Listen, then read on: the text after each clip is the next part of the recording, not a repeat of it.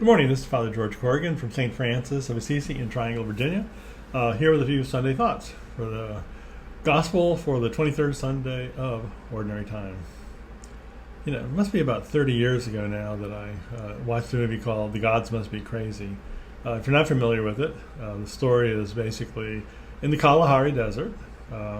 There's a people there that for years have lived apart from civilization. And they have a community that they understand that the good fortune they have is all blessing, favor from the gods.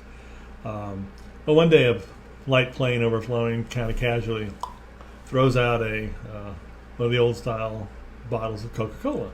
And one of the members of the tribe comes across it and goes, "A gift from the god." And so they bring it to the elders, and the elders go, "And the gods have favored us." And it becomes this source they use it for cooking, for washing, for all kinds of things. They even play with the thing. And it's like the gods have smiled on us.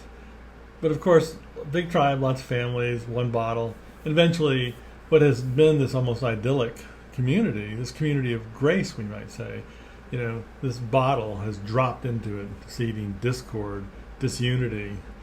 And the elders say, "You know what? We have to get rid of this out of our life." So they ask for volunteers, and a young man named Z volunteers to take the bottle and walk to the edge of the world and throw it off, get rid of that from the community.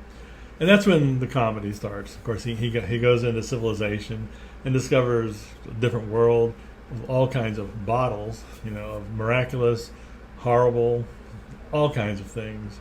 Literally, why would the gods do this? The gods must be crazy. He throws it off the edge of the world and returns. I sort of bring that up because today's gospel is, if you see a brother or sister sinning, go to them and tell them their sin. In other words, take that long walk. And you're thinking, yeah, that's pretty low on my list of things to do. But this is what we're called to do as Christians. It is one of those things that, as Dietrich Bonhoeffer said, the silence from someone who's sinning, that's really a cruelty. And it's really compassion to go to them and tell them their fault, to take that long walk. Well, if it's a long walk, you need to prepare. And what's the first thing you do? What's the first thing you pack? Prayer. And you pray for wisdom. Lord, I need to have this difficult conversation. Help me to be wise. Help me to remember I might be a part owner of that bottle. And help me to remember this person I'm going to talk to, I don't owe anything to, except one thing that St. Paul calls in the second reading. We owe them love. So pray, get wisdom, love. And if it's truly love, boy, you better think of the first 10 words you say. Are those 10 words inviting, welcoming, loving, or are they a conversation killer? And then remember, there are two of you gathered. Christ is in your midst. You're not alone in this. And so you see a brother or sister sinning, kind of suck it up.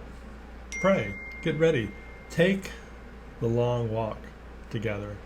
And if you're the one who sinned, then take the long walk home. Find reconciliation.